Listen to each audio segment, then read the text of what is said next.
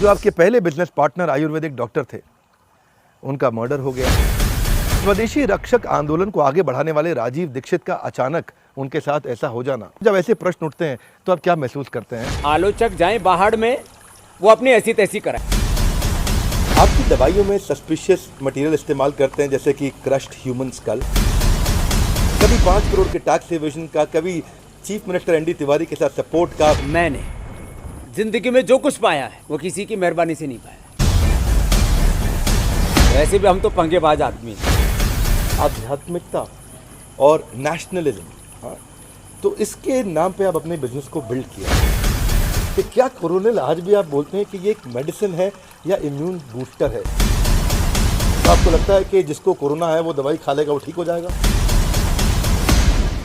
हे नमस्कार, मैं Vivek Bindra, founder and CEO बड़ा बिजनेस.com। आज एक्साइटमेंट थोड़ा गेरवे के नजदीक पहुंच गया हूं। आज मैं भी कोट पैंट उतार के कुर्ते पजामे में आपसे आज मिलने वाले हैं। आप कौन हैं? आप रामकिशन जी हैं या बाबा रामदेव जी हैं? हरियाणा के छोटे से गांव में आपका जन्म हुआ, 2.5 साल की उम्र में पैरालिसिस, जिसको आपने योग से ठीक किया। रिलीजियस और सोशल रिफॉर्मर स्वामी महर्षि दयानंद सरस्वती जी से आप बहुत प्रभावित थे। गुरुकुल में जाकर के आप इंडियन स्क्रिप्चर्स, योगा, संस्कृत, वैदिक प्रिंसिपल सीखना चाहते थे। अंग्रेजी पढ़ना आपको मंजूर नहीं था। न्यूयॉर्क टाइम्स ने आपको स्वदेशी मूवमेंट का इंडियन बाबा कूल बोला और आपको बोला जिसके रामदेव जी जिसके राजा है, जिसके किंग है। स्वदेशी को एक मूवमेंट बनाने में आपने कई चैलेंजेस का सामना किया। कभी क्या आपने ऐसा रामदेव जी सोचा था कि एक $multi-billion कॉर्पोरेशन हो जाएगा? बिंद्रा जी, योग और कर्मयोग ये मेरा नेचर है, यही मेरा बिजनेस है, यही मेरा गोल है, यही मेरा अचीवमेंट है, यही मेरी सक्सेस है। और जो बाकी जिन चीज़ों को बिजनेस, एम्पायर और जो है ब्रांड या एक योग की सेलिब्रिटी, जो बाकी जो भी नाम देते हैं लोग, ये सब बाय प्रोडक्ट है। ये सब यदि अध्यात्म की भाषा में कहूँ तो ये कर्म के फल का परिणाम है और ये भगवान का विधान है। These are the by products of yoga and karma yoga. सुंदर, कर्म पे फोकस करो, फल तो आउटकम है, फल तो रिजल्ट है। आपसे दूसरा प्रश्न थोड़ा अलग सा है। ये दोस्ती हम नहीं तोड़ेंगे। 30 साल से ज़्यादा समय की ये दोस्ती, जय वीरू की जैसी दोस्ती, वही राम याद आते हैं हमारे को। 1987 में पहली दफ़ा आप गुरुकुल में आचार्य बालकृष्ण जी से मिले थे, एक योगा के एक्सपर्ट और एक दवाइयों के एक्सपर्ट। 2002 में आपने कैंप्स लगाए, टीवी पे आप आए, अवेयरनेस आपने आयुर्वेद पे बिल्ड करी। आपकी पार्टनरशिप को बहुत इसका क्रेडिट जाता है। देखिए, 2 तरह की फ्रेंडशिप होती है, फ्रेंडशिप फाउंड ऑन बिजनेस या बिजनेस फाउंड ऑन फ्रेंडशिप। या क्या फिनोमिनल पार्टनरशिप आपकी। प्रोडक्ट का एक कर रहे हैं, प्रोडक्ट का क्रिएशन आचार्य बालकृष्ण जी, और एक कर रहे हैं प्रोडक्ट का प्रमोशन स्वामी रामदेव जी। आचार्य जी 98.6% इक्विटी होल्डर हैं आपकी इस कंपनी में। फोर्ब्स के अनुसार 15वें सबसे अमीर आदमी हैं। आपकी बहुत अमेजिंग स्ट्रॉन्ग अंडरस्टैंडिंग है, आपस में बहुत प्रेम है जो सालों साल से दिखता आ रहा है, पर कभी कुछ तो खटपट रहती होगी। एक खटपट बिंद्रा जी भाव होती है जहाँ कुछ चाहना हो, कुछ पाना हो, जहाँ पर पद, पैसा, प्रतिष्ठा, सम्मान, माने जो दुनियावी चीज़ें हैं उनको लेकर के आदमी में संघर्ष होता है। और जब आपको अपने लिए कुछ चाहना नहीं है, कुछ खोना नहीं है, कुछ पाना नहीं है, बस अपना कर्तव्य निभाना है। जो अपना कर्तव्य उसी पर न्यौछावर हो जाना, ऐ मनुष्य तेरे जीवन का कुछ भी नहीं ठिकाना। देखो, ये सच है कि आज जहाँ हम खड़े हैं, जहाँ पहुँचे हैं, हमने कभी स्वप्न में भी नहीं सोचा। हम उन गांव की अंधियारी गलियों से आए हैं विवेक भाई, जहाँ पर आज भी कोई बस, कोई ट्रेन नहीं जाती, आज भी, आज़ादी के 70 वर्ष बाद। जहाँ पर कोई कॉलेज तो बहुत दूर की बात है। जिस वक्त मैं उस गांव में था, वहाँ उस समय 8वीं के बाद शायद ही कोई बच्चा गांव का पढ़ता था। बेटी तो एक भी नहीं पढ़ी लिखी। पहली बार मैंने माता पिता को प्रेरणा दे करके, शरीर के संबंध से जो बहन लगती है उसने MA और PhD किया, पहली बार गांव के किसी लड़के ने। गांव के ऊपर से हवाई जहाज जाता था तो हमको उसका तो नाम नहीं पता था कि इसको एरोप्लेन बोलते हैं, हम उसको चील गाड़ी बोलते थे। और उस ये नहीं पता था कि कहाँ से उड़ती है और कहाँ जा कर के टेक ऑफ और लैंडिंग, तो आज शब्द हमें पता, उस समय तो ये भी नहीं पता था ये कौन लोग इसमें उड़ते हैं। और गांव में जब कोई थोड़ा बहुत किसी के पास 2 पैसे हो जाते थे, बहुत ज़्यादा पैसे तो होते नहीं, बोले ये बनने चला टाटा बिरला। हमको नहीं पता था ये टाटा बिरला हमारे आगे पीछे होंगे। तो मीन्स ज़िंदगी में और कभी चाहना नहीं थी कि मुझे किसी से मिलना है। मैंने किसी से कोई अपॉइंटमेंट नहीं लिया। ये अलग बात है कि देश के टाटा बिरला, अडानी, अंबानी से लेकर के राहुल बजाज जी से लेकर के और कोई बचा नहीं है, चाहे एलन मित्तल हैं, चाहे वो अनिल अग्रवाल हैं, चाहे हिंदुजा ब्रदर्स हैं। इस देश के करीब 5 प्रधानमंत्री, करीब 5-6 राष्ट्रपति और करीब 25 मुख्यमंत्री तो हैं पतंजलि योगपीठ में उद्घाटन पे आ चुके हैं। तो कोई ऐसी तमन्ना नहीं थी मेरी कि कुछ पाना है जीवन में, बस इतना था कि कुछ करना है और उस करने में कोई कसर नहीं छोड़नी। पूर्ण ज्ञान, पूर्ण निष्ठा और पूर्ण पुरुषार्थ से जो हम एक्सट्रीम लेवल पर जाकर के कर सकते हैं। मेरे जीवन का एक मूल मंत्र है, विकल्प रहित संकल्प, अखंड प्रचंड पुरुषार्थ। और वो पुरुषार्थ कैसा, जिसमें पूर्ण विवेक हो। आप भी विवेक हो, आपकी माँ ने कितना अच्छा नाम रखा, आपकी माँ प्रभा बहुत अच्छी है। पूर्ण विवेक से, पूर्ण निष्ठा से और पुरुषार्थ की पराकाष्ठा का सातत्य अपने काम में झोंक देना, फिर जो हो उसकी परवाह नहीं करना। वैसे भी हम तो पंगेबाज आदमी हैं। चाहे वो विदेशी कंपनियों के साथ पंगा है, पॉलिटिकल पंगा है, सोशल है, रिलीजियस है, जहाँ भी हम देखते हैं कि कुछ इनजस्टिस है, ढोंग है, आडंबर है, पाखंड है, अंधविश्वास है, जो इलॉजिकल है, इमोरल है, उसके खिलाफ डट करके खड़े हो जाते हैं। फिर चाहे सब कुछ मटिया मेट हो जाए, कोई परवाह नहीं, क्योंकि कुछ माना है ही नहीं ना। विकल्प रहित संकल्प, ऐसा संकल्प जिसमें कोई ऑप्शन नहीं है, कंप्लीट कंपल्शन है। नेशनल टीवी से आप एक हाउस होल्ड नेम बने। 2001 में आप संस्कार चैनल पे आए, 2003 में आप आस्था चैनल पे आए। पेट घुमा घुमा के जब आपने लोगों को योग कराया तो लोगों को भी बड़ा मज़ा आया, बहुत एक्साइटिंग लगा, अनप्रेसिडेंटेड था। इससे पहले कभी नहीं हुआ, ये टर्निंग पॉइंट भी था। आपकी पॉपुलैरिटी बहुत तेज़ी से बढ़ने लगी।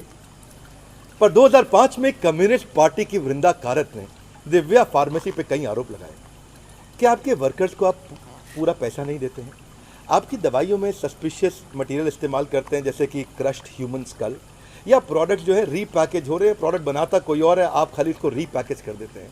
कभी 5 करोड़ के टैक्स एवेजन का, कभी चीफ मिनिस्टर एनडी तिवारी के साथ सपोर्ट का, लेकिन उसके बावजूद आपका करेज और आपकी कंसिस्टेंसी बनी रही।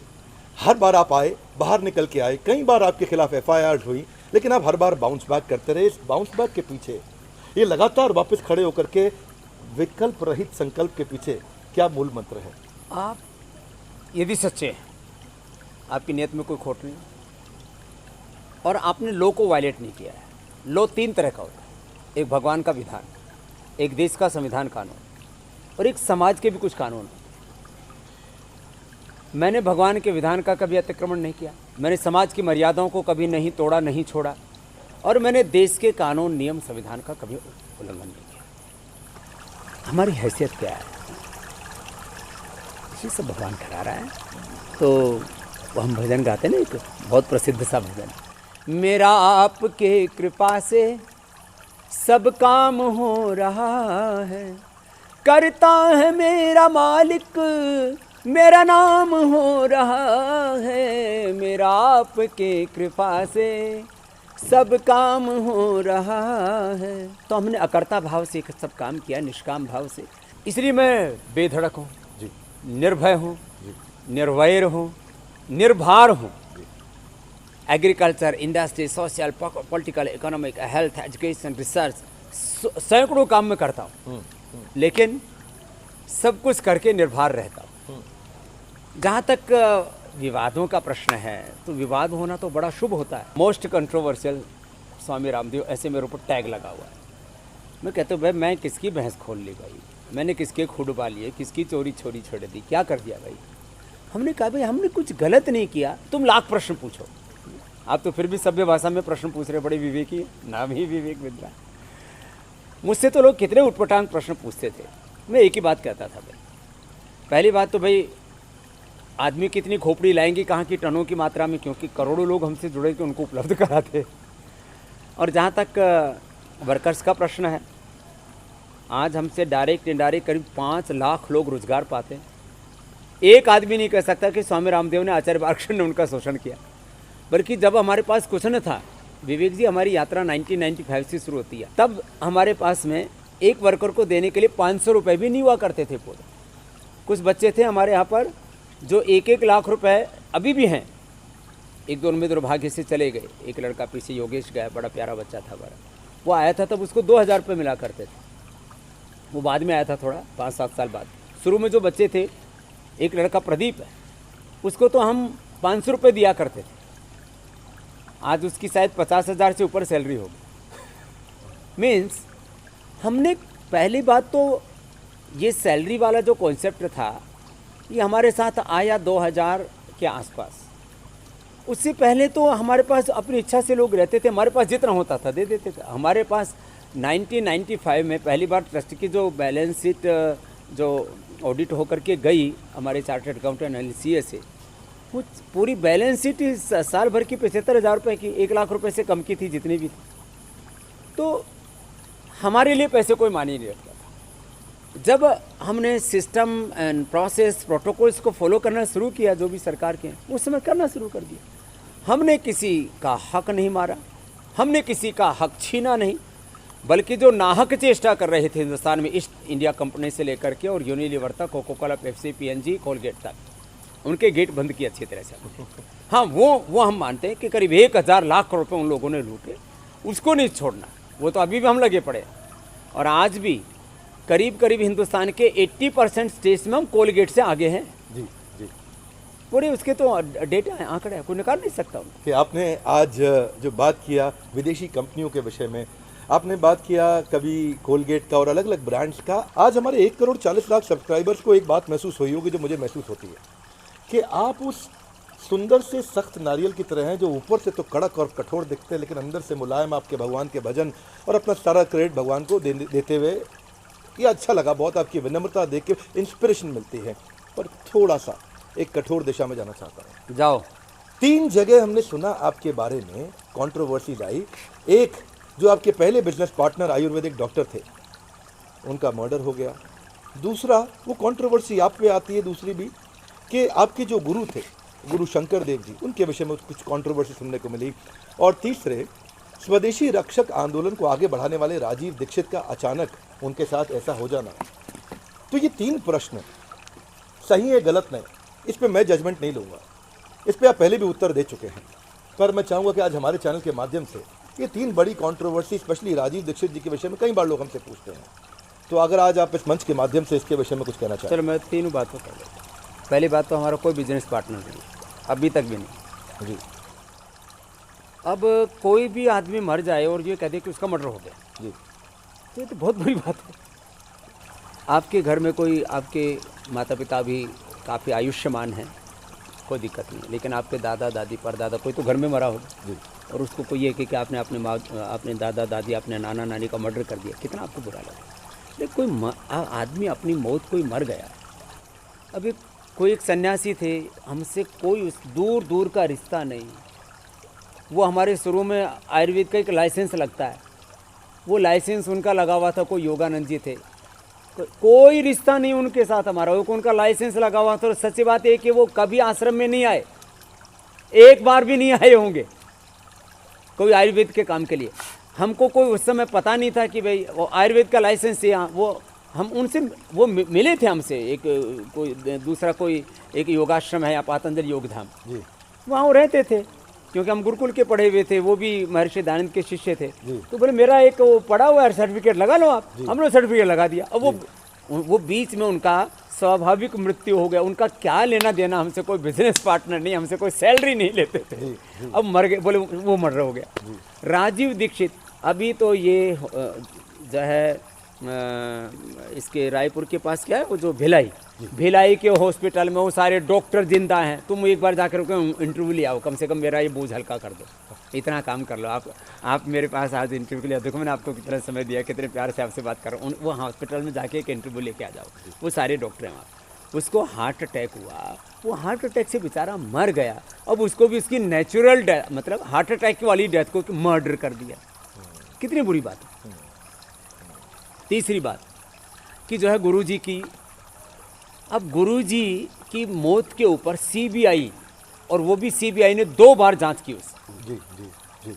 और उन्होंने 500 लोगों को उठाया पूरे हिंदुस्तान से, 500 लोगों को, और उन्होंने भी ये निष्कर्ष निकाला कि अभी तक भी पता नहीं लग पाया कि उनकी मृत्यु कैसे हुई। जी जी। अब बुजुर्ग अवस्था में कोई 80 साल से ऊपर कोई जो है घर से, कोई अपना घर का बड़ा किसी भी कारण से बिछुड़ जाए, अब आप उसको कोई मर्डर कर दिया। अरे किस बात के लिए मर्डर होगा भाई? गुरु के पास 1 रुपया बैंक बैलेंस नहीं, 1 इंच ज़मीन नहीं। आज पतंजलि के पास में जब ये कहते हैं कि गुरु जी का जो है उनका पता नहीं लगा, उस समय तक पतंजलि के पास कम से कम हजारों एकड़ ज़मीन थी। जी जी। और जहाँ जो ज़मीन उन्होंने दान दी थी 25 साल पहले, वो तो 1 एकड़ भी नहीं। अब उस गुरु के पास, जिसके पास 1 इंच ज़मीन नहीं है, 1 रुपये बैंक बैलेंस नहीं है, जिसने ज़िंदगी में कभी किसी का बुरा नहीं किया, और मुझसे मेरा कोई भी जो है कर्तृत्व देश से छिपा नहीं, जी जी। उन गुरु जी का किसी से कोई बैर नहीं। और मेरा एक बार ऊंची आवाज़ में जिनसे बात ना हुई है। मैं स्कॉटलैंड में था, यूके में कैंप कर रहा था, उस समय अचानक उनका पता नहीं लगा। आपके ऊपर ये भी प्रश्न उठता है कई दफ़ा कि आप आध्यात्मिकता और नेशनलिज्म, हाँ, तो इसके नाम पे आप अपने बिजनेस को बिल्ड किया, मीडिया अटेंशन बिल्ड किया, अच्छी प्राइसिंग किया, रिटेल आउटलेट्स बिल्ड किए, वो खूब वैरायटी ऑफ प्रोडक्ट लेके आए, लेकिन स्वदेशी फैक्टर को क्या इस्तेमाल किया गया? आप हालांकि फॉर्मल बिजनेस डिग्री नहीं थी आपके पास, लेकिन फिर भी पूरी एफएमसीजी इंडस्ट्री को आपने हिला दिया। सारी एमएनसी आज अपने प्रोडक्ट को रिवैम्प कर रहे हैं। आज लोग बोल रहे हैं कि आपके टूथपेस्ट में नमक है। आज तरह तरह के नए नए ब्रांड आ रहे हैं आपके दंत कांति को देख के। ये कहा जाता है कि पॉलिटिकल कनेक्शंस के चलते आप गवर्नमेंट स्क्रूटनी से बचते रहे, और क्योंकि आपका इकोनॉमिक इंडिपेंडेंस और नेशनलिज्म ये मजबूत मुद्दा है जिससे इमोशन साथ में जुड़ जाते हैं। हालांकि jealousy is a good indication, जैसा आपने बोला, people don't get jealous with the losers, you have been successful, इसीलिए लोग कभी कभी जेलसी रखते हैं आपके प्रति, कभी कभी नहीं, मैं कहूँगा ज़्यादातर। लेकिन आपका क्या व्यू है आज स्पिरिचुअलिटी, बिजनेस और पॉलिटिक्स, या आपके लिए एक अनबीटेबल सक्सेस मंत्रा रहा? देखो, मोदी जी आए 2014 में, जी, ठीक है, और पतंजलि का जो ग्रोथ रेट है 2009 से लेकर के 2013 तक, वो 100 से 200% का है। ये किसी गवर्नमेंट की मेहरबानी से नहीं है। करेक्ट। और स्वामी रामदेव ने जाति को, मजहब को, राजनीति को, किसी भी ढोंग, आडंबर, पाखंड, अंधविश्वास को अपनी सीढ़ियाँ नहीं बनाया, बैसाखियाँ नहीं बनाया। और दूसरी बात, मैं किसी का मोहताज नहीं। और एक अल्टीमेट बात यह है कि मैंने ज़िंदगी में जो कुछ पाया है वो किसी की मेहरबानी से नहीं पाया, न किसी कॉरपोरेट घराने की मेहरबानी से, न किसी राजनीतिक घराने और राजनीतिक पार्टी या राजनीतिक व्यक्ति की मेहरबानी से, बल्कि उनको मैंने दिया है। कुछ लोग घबरा जाएंगे इसलिए बोलूँगा नहीं। मैं यदि चाहता तो अब तक राजनीति में जिसको लोग प्रधानमंत्री बोलते हैं, राष्ट्रपति बोलते हैं, वो पा सकता था, और आगे भी चाहूँ तो पा सकता हूँ, लेकिन मुझे पाना नहीं, क्योंकि मैं उसके लिए बना नहीं। मैं योग की महिमा गाने के लिए, वेदों की, ऋषियों की महिमा गाने के लिए, देश की, स्वदेशी की महिमा गाने के लिए, लोगों का उपचार करने के लिए, उपकार करने के लिए पैदा हुआ। लोग को व्यापार दिखता दिखने दो, मैंने ठेका नहीं ले रखा कि मैं सबके सब प्रश्नों का उत्तर दूँ। तुमसे प्यार करता हूँ इसलिए उत्तर दे दूंगा। बाकी जो है, आलोक जाए पहाड़ में, आलोचक जाए पहाड़ में, वो अपनी ऐसी तैसी कराए। मैं अपना काम कर रहा हूँ ना। मैं भगवान के लिए जवाबदेह हूँ, मैं देश के संविधान के लिए जवाबदेह हूँ। जो करोड़ों लोग मुझ पर विश्वास करते हैं, मैं उनके लिए जवाबदेह हूँ। बाकी तो ठीक है, बातचीत होती हैं, विवाद होते हैं, मुझ पर कम से कम नहीं होंगे तो 1000 से ज़्यादा तो अब तक एफआईआर और केस हो चुके हैं, नॉन अवेलेबल वारंट हो चुके हैं, डबल सीबीआई की इंक्वायरी हो चुकी है, डबल। आप कहते हो फेवर, किस बात का फेवर? हाई कोर्ट से लेकर के सुप्रीम कोर्ट तक का हम किसी को बोलते नहीं, वो अलग बात है, और मुंह खोलते नहीं। क्यों खोले? फालतू में क्यों बकबक करना? पक्ष की गवर्नमेंट हो या विपक्ष की गवर्नमेंट हो, हमारे ऊपर हर समय कम से कम 100 केस चल रहे होते हैं। हर महीने का वकीलों का खर्चा कभी लाखों में, कभी करोड़ों में होता है। और अभी तक कितने करोड़ रुपए खर्च हो चुके हैं, और उसमें फिर लोग और दुख होगा कुछ लोगों को। इसलिए ये छोड़ दो बात तो आपने कि ये बात किसके तो- फेवर से हम आगे बढ़े। हमें फेवर किया है तो भगवान ने किया है। उस परमात्मा ने हमारी हैसियत से, औकात से ज़्यादा हमको सदा सब कुछ दिया। और इसके देश के लोगों ने एक अनपढ़ माँ बाप के बेटे को, आचार्य बाक्षण एक चौकीदार के बेटे हैं, और एक स्वामी रामदेव एक छोटे से जमींदार के बेटे हैं, जिसके पास में खाने के लिए 2 वक्त की रोटी थी बस। लेकिन हमने अपना ज़मीर नहीं कभी बेचा, और कभी हमने छोटा नहीं सोचा और ओछा नहीं सोचा। बहुत सुंदर 2 बातें यहाँ पे निकल के आई आपके इस उत्तर से। पहली बात निकल के आई कि आपने ये तो कह दिया कि भाई हमने किसी से फेवर नहीं लिया, अगर लिया होता तो हज़ारों FIR या केसेस हमारे खिलाफ नहीं होते। फेवर नहीं लिया, अपना ज़मीर नहीं बेचा। लेकिन अरे अभी कोरोनिल बनाया, उसी में होगी थी 1000 FIR। तो 1000 तो मैंने कम बताया, लोग ज़्यादा बोलोगे तो सोचिए कि ये बाबा है भला है। 1000 केसेस तो अभी हो गए थे कोरोनिल बनाई। अभी तक पूरा वर्ल्ड, सारी दुनिया की सरकार एक तरफ है, सारी दुनिया का कॉर्पोरेट एक तरफ है, सारी दुनिया के साइंटिस्ट एक तरफ हैं। वो जो न कर सके वो हमने करके दिखा दिया। कोरोना की दवाई बना दी, लाखों लोग उससे जो पॉजिटिव आ चुके 5 to 7 डे नेगेटिव हो रहे हैं। और तो क्या उसके बाद भी आगे तौबा मची। और आगे कह रहा हूँ, हाँ। ये जो बात हो रही है ना कोरोना की, वैक्सीन आएगी, वैक्सीन आएगी। Vaccine is not a medicine. अरे वैक्सीन क्या है? आप बोले लगा लेंगे तो अपने एंटीबॉडी पैदा हो जाएगी। अरे हमने योग से इतने एंटीबॉडी पैदा कर दिया लोगों की, हमने इम्यूनिटी इतनी पैदा कर रखी है। 20-25 करोड़ लोग तो कोरोना पॉजिटिव होकर के अपने आप नेगेटिव हो चुके। Corona is not a medicine. कोई भी कोरोना से संक्रमित हो गया, उसके बाद उसको प्राणायाम करना पड़ेगा और कोरोनिल खानी पड़ेगी, और कोई दवाई भी नहीं है इसकी।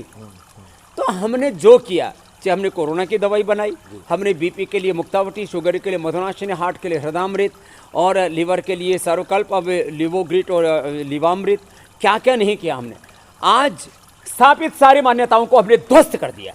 सारी दुनिया जो कहती है उसके विपरीत स्वामी रामदेव कहता है। वो कहते हैं बीपी क्योर नहीं होता, थायराइड क्योर नहीं होता, एसिडिटी क्योर नहीं होती, अस्थमा क्योर नहीं होता, हेपेटाइटिस अर्थराइटिस क्योर नहीं होता। मैं कहता हूँ ये श्योर होता है क्योर, और मैं करके दिखाता हूँ। और मैंने लाखों नहीं करोड़ों लोगों का ये सब किया है।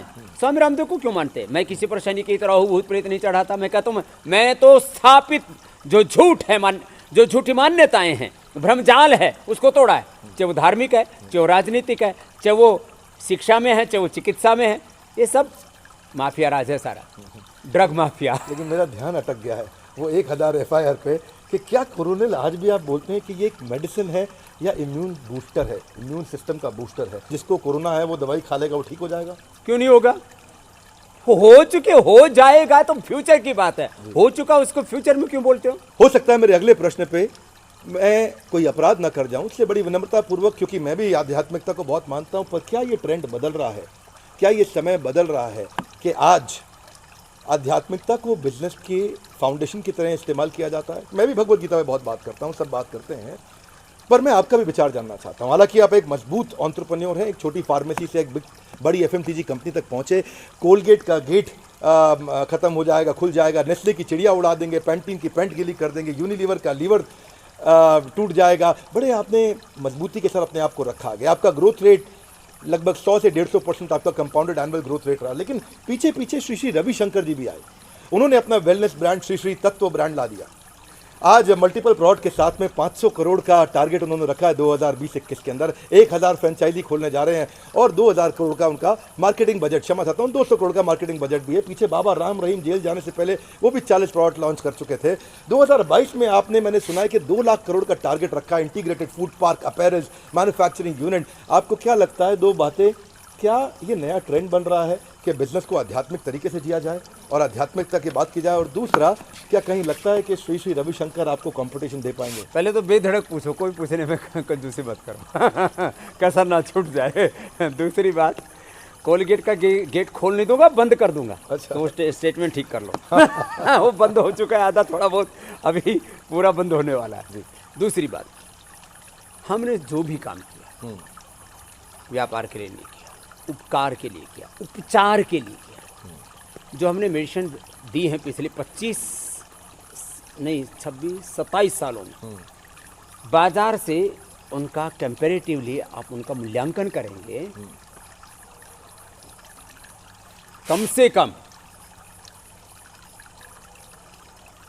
से कम 4-5 हजार करोड़ रुपए कम कीमत में हमने लोगों को औषधियाँ उपलब्ध कराई। 4-5 हजार करोड़ रुपए MRP में डिफरेंस मिलेगा, हमने कम मूल्य में दी। बहुत affordable मोती है। पिष्टी बाजार में 300 रुपए की, झंडू है, डाबर है, वैद्यनाथ है, जो भी देखो। मैं ये विदेशी कंपनियां नहीं है, इनके साथ कोई कंपटीशन नहीं है। ये देती है मोती पिष्टी लगभग 300 रुपए की। जी जी। पतंजलि देता है, दिव्य फार्मेसी हम देते हैं 30 रुपए की। ये तो एक प्रोडक्ट की मैंने बात की। आप देख लो, शंख कपर्धक, मुक्ता, शुक्ति, रस रसायन, भस्म, पाक, पिष्टी, चूर्ण, अवलेह, जो भी है सबका कंपेरेटिव देखोगे, हम 10 रुपए की देते हैं, वो 50 रुपए की, 60 रुपए की, 70 रुपए की, 100 रुपए की। ये कोई भाव होता है? लोगों का पागल बनाया। हमने लोगों का पागल नहीं बनाया, हमने लोगों को अपना परिजन मान के, स्वजन मान करके raw material cost, processing cost, transportation की कॉस्ट, डिस्ट्रीब्यूशन की कॉस्ट और विज्ञापन की कॉस्ट तो हमारी लगभग आधा % भी नहीं होती है। हमने लोगों को चीज़ें उपलब्ध कराई और सात्विक चीज़ें उपलब्ध कराई और लोग खुद उसको महसूस करते हैं। ये कोई कहने की बात नहीं है। आप बहका सकते हो जो है 1-2 साल के लिए, 5 साल के लिए, आप 3 दशक तक लोगों को नहीं बहका सकते। जो माता पिता मेरे पास सीखने के लिए आते थे ना योग, उनके बेटे और उनके अब पोते हो चुके हैं। 3 पीढ़ियों को मैंने अपने साथ जोड़ा है, 3 पीढ़ियों को विवेक। तो मेरे भाई ये ठीक है, कुछ लोग बहुत तरह की बातें करते हैं, करने दो, कोई फर्क नहीं पड़ता। फॉर मनी ब्रांड है, जो आप उपचार और उपकार के लिए काम करते हैं। हाँ, अब देखो अगली बात, अब कहेंगे कि जी स्पिरिचुअलिटी को फाउंडेशन की तरह यूज करें। भाई हमारे पास में कोई पीठ है नहीं, कोई बैक है नहीं, किसी की बैकिंग है नहीं। तो हमने कहा कोई हमने ढोंग, आडंबर, पाखंड, अंधविश्वास और किसी तरह की कोई जाति, पंथ, मजहब की सीढ़ियाँ बनाई नहीं, बैसाखियों की सारी हम चढ़े नहीं। हमें कहीं से तो आएंगे। अब कोई कहे आप किस जाति से हो, आप किस कौम से हो, किस गांव से, अरे कहीं से तो आएंगे। आसमान से थोड़ी पड़ेंगे, धरती से और नीचे से उगेंगे थोड़ी। अरे आ गए, जहाँ भगवान ने भेजा वहाँ से आ गए। अब करेंगे ना देश के लिए। ये सब बकवास बातें। ये सोचो कि मुझे क्या करना है और मैं क्या कर सकता हूँ और मैंने क्या किया है। तो हम इसी थॉट प्रोसेस से काम करते हैं। बाकी जहाँ तक आपने दूसरे प्रश्न पूछे, मैं तो चाहता हूँ कि इस देश में हमारे रविशंकर जी हमारे बड़े भाई हैं, मुझसे उम्र में ज़्यादा है, और आपने देखा होगा कि पिछले 2 सालों में जो है मुझे पहले कहीं कहीं बोर्ड लगे मिल जाते थे, शायद उन्होंने बाइंड अप कर लिया। और जो भी कारण रहा होगा उसका, हम तो चाहते हैं खड़े हो और खड़े हो। हमारा कोई कंपटीशन नहीं है। हाँ, विदेशी कंपनियों के साथ भी कंपटीशन नहीं है। उनको तो हमें रोंदना है, उनको उखाड़ना है। और खुलेआम बोलता हूँ मैं, कोई कोई भी काम हम लुका छुपी से नहीं करते, खुलेआम करते हैं, सरेआम। अरे चोरी चकारी थोड़ी कर रहे कोई। परंतु कभी कभार ये प्रश्न उठता है कि आप कहते हैं मैं 100% कैंसर भी ट्रीट कर देता हूँ, मैं HIV वायरस जो है, HIV जिसकी बीमारी का कोई इलाज नहीं बताता है, आपने कहा कि हमारी दवाइयों से ठीक होता है, होमोसेक्सुअलिटी, इनफर्टिलिटी, ये सारी बीमारियां भी आप कहते हैं कि आपकी दवाइयों से ठीक होता है। और आपके लाखों करोड़ों फॉलोअर्स, हालांकि टेस्टिमनी है कि इतने सारे लोग आकर के सुनते हैं, परंतु जब ऐसे प्रश्न उठते हैं तो आप क्या महसूस करते हैं और क्या? 5 करोड़ लोगों का तो डेटाबेस है मेरे भाई विवेक मेरे पास है। 10 करोड़ लोगों के करीब मैंने कैंप लगाए और मेरे शिष्यों ने, जो पूरे देश में हमारा संगठन है पतंजलि का, करीब 10 करोड़ लोगों के उन्होंने कैंप लगाए। 15 साल हो गए मुझे पूरे देश में, 600 जिलों में, 5000 तहसीलों में, 2.5 लाख गाँव में हमारा संगठन है। मैं करीब 20 लाख किलोमीटर घूमा हूँ जी। ये स्वामी रामदेव कहीं ऐसे आसमान से उतर के नहीं आए हैं, मैं ज़मीनी आदमी हूँ और मैं ज़मीन के साथ जीता हूँ और प्रमाण के साथ बात करता हूँ, बिना एविडेंस के साथ बात नहीं करता। पूरा डेटाबेस है, पूरे एविडेंस है, पूरा रिसर्च है, उसके बाद हम बात करते हैं। विवेक क्या है कि लोग बातें बड़ी बड़ी करते हैं, हमने हकीकत में किया। अब किसी का जो HIV पेशेंट आए, अब हम ज़्यादा उसके बारे में बोलते नहीं। आपने बहुत दिनों के बाद ये प्रश्न पूछा मीडिया पे, करीब 5 साल बाद किसी ने मेरे से प्रश्न पूछा। अब कोई HIV पेशेंट आया और हमने उसको दवाई दी और ठीक हो गया तो क्या करें हम, बताओ। हमने किसी से चवन्नी ली नहीं, कोई विज्ञापन करते नहीं। अब कोई होमोसेक्सुअल आया और वो ठीक हो गया तो हमने बोल दिया भाई ठीक हो जाते हैं। अब कोई हो तो आ जाओ भाई, ठीक कर देंगे। कोई इनफर्टिलिटी थी, बच्चे नहीं थे, तो हज़ारों लोगों को बच्चे हुए। फिलिपियन ट्यूबवेन थी, यूट्रस में वैसे ओवरी में चीज थी, ओवम पोरा नहीं बनता था, स्पर्म पोरा नहीं बनता था, कोई भी हार्मोन्स के कारण से बच्चा नहीं होता था, और जो है ओबिसिटी के कारण से इनफर्टिलिटी थी। जो भी कॉजेज थे इनफर्टिलिटी के वो हमने दूर कर दिए। अरे इतना ही क्यों, मैंने कहा ना पूरी दुनिया में इनक्योरेबल है, हेपेटाइटिस, अर्थराइटिस, एस्थमा, क्या क्या नहीं है, हाँ?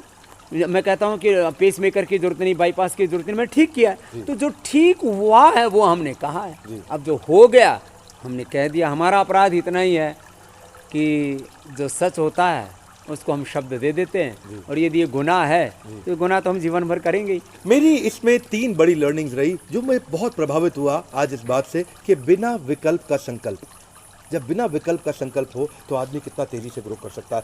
दूसरी चीज़ जो मेरी लर्निंग रही कि एक छोटा एंटरप्रेन्योर, सोलोप्रेन्योर, एंटरप्रेन्योर एक ऐसा बिजनेस बिल्ड कर सकता है अगर वो कंज्यूमर फ्रेंडली हो। और तीसरी लर्निंग क्या रही कि मेरा आपकी कृपा से सब काम हो रहा है। वास्तव में ये मेरा मानना है कि आध्यात्मिकता को अपने बिजनेस में रखना चाहिए। ये प्रश्न तो मैंने आपसे आज पूछा स्वामी रामदेव जी, लेकिन ये मेरा खुद का मानना है, जब तक आध्यात्मिक फाउंडेशन नहीं होगी आपका बिजनेस नेक्स्ट लेवल पर नहीं लेके जाएगा। There were great learnings. आपसे मेरा रिक्वेस्ट है आप अपनी लर्निंग नीचे लिखिए, प्रश्न भी पूछिए और साथ में लर्निंग भी लिखिए कि आपने क्या सीखा। वीडियो को जरूर शेयर करिएगा। हमारे साथ जुड़े रहने के लिए, दुनिया का नंबर 1 एंटरप्रेन्योरशिप यूट्यूब चैनल बनाने के लिए आप सबका हृदय की गहराइयों से प्रेम पूर्वक बहुत बहुत धन्यवाद। स्वामी रामदेव जी आपका विशेष मुस्कुराहट के साथ धन्यवाद। बहुत बहुत प्रणाम विवेक भाई आपको।